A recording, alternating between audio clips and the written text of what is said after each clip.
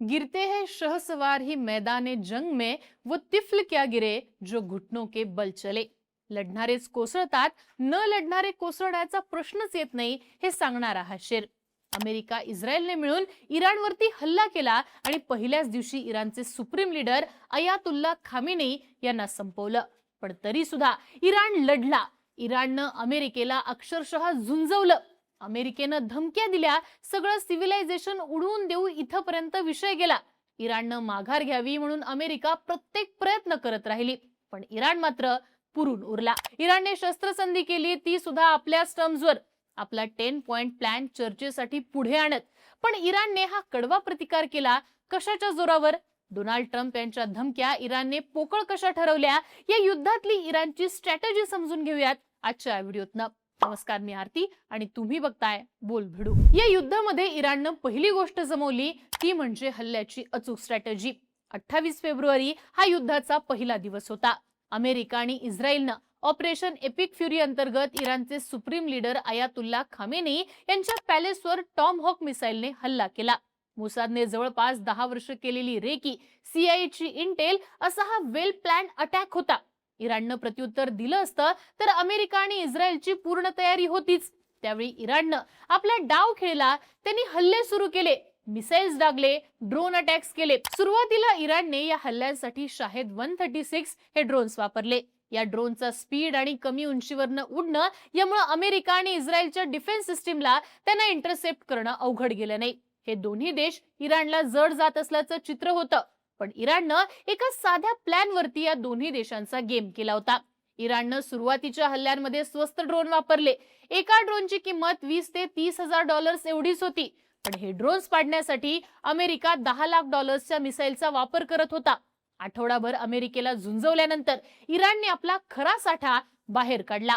अमेरिकेच्या RQ-170 सेंटिनेंटल ड्रोनचं reverse engineering करत बनवलेले 3 ड्रोन्स इराणनं वापरले आणि अमेरिका आणि इस्रायलला घाम फोडला.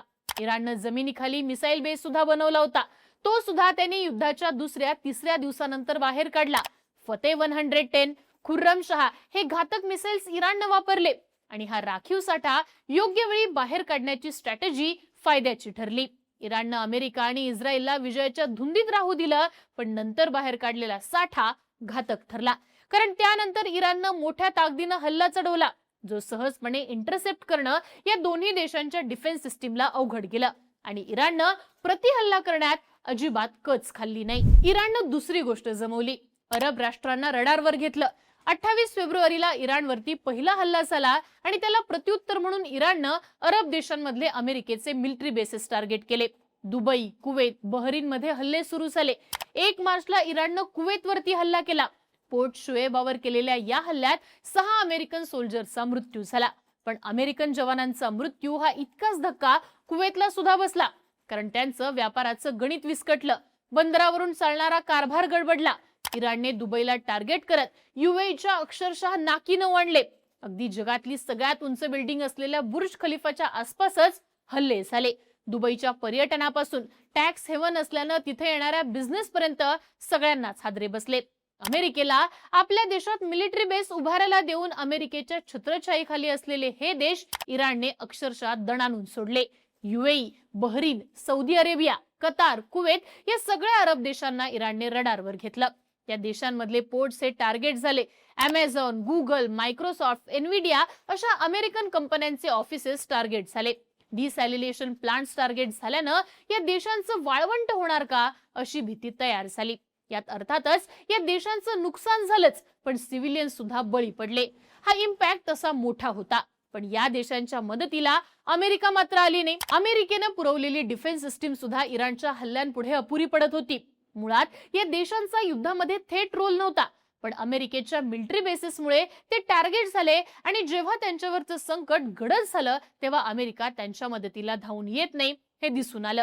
साहजिकच या देशांनी युद्धाच्या बदलत्या टप्प्यात स्वतःच्या सुरक्षिततेवरती भर दिला आणि अमेरिकेला कॉर्नर करणं इराणला जमलं. इराणनं या युद्धामध्ये तिसरी गोष्ट जमवली ती म्हणजे हॉर्मुझला केंद्रस्थानी ठेवणं. अगदी युद्धाच्या पहिल्याच दिवशी रिटॅलिएट करताना इराणनं स्ट्रेट ऑफ हॉर्म्यूज मधून प्रवास करणाऱ्या काही जहाजांना लक्ष्य केल्याच्या बातम्या आल्या होत्या. पण एवढ्यावरतीच न थांबता इराणनं त्याच दिवशी स्ट्रेट ऑफ हॉर्म्यूज बंद करतो अशी घोषणा केली. स्ट्रेट ऑफ हॉर्म्यूज मधनं जागतिक तेल वाहतुकीपैकी जवळपास 25% वाहतूक होते. दिवसाला 20 ते 21 million barrels oil tankers strait of Hormuz मधनं पास होतात.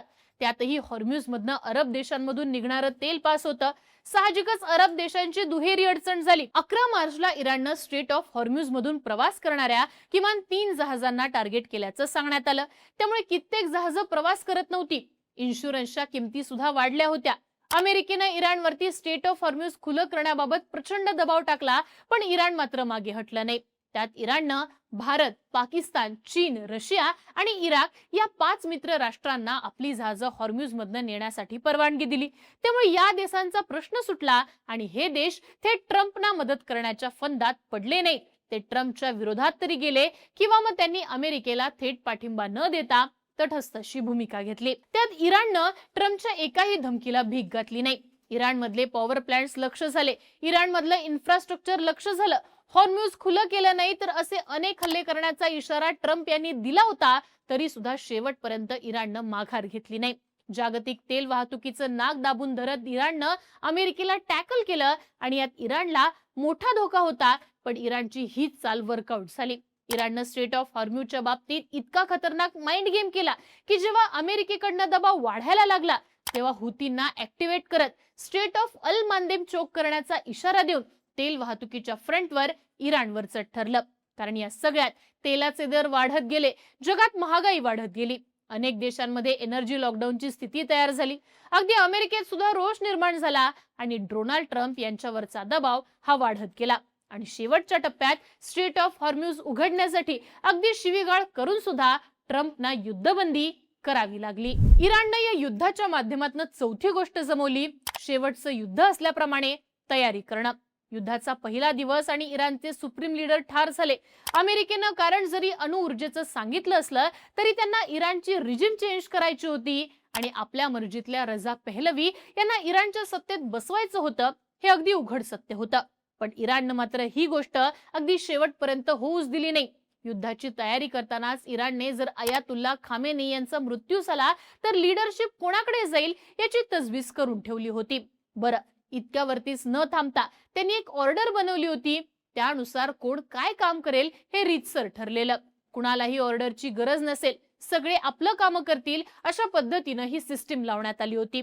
त्यात इराणनं त्यांची प्रॉक्सी आर्मी असलेली IRGC ही पक्की केली. IRGCनं अगदी पहिल्याच दिवशी सगळी सूत्र हातात घेतली. त्यांच्या लीडर्सनी आपापल्या अधिकारात हल्ले केले.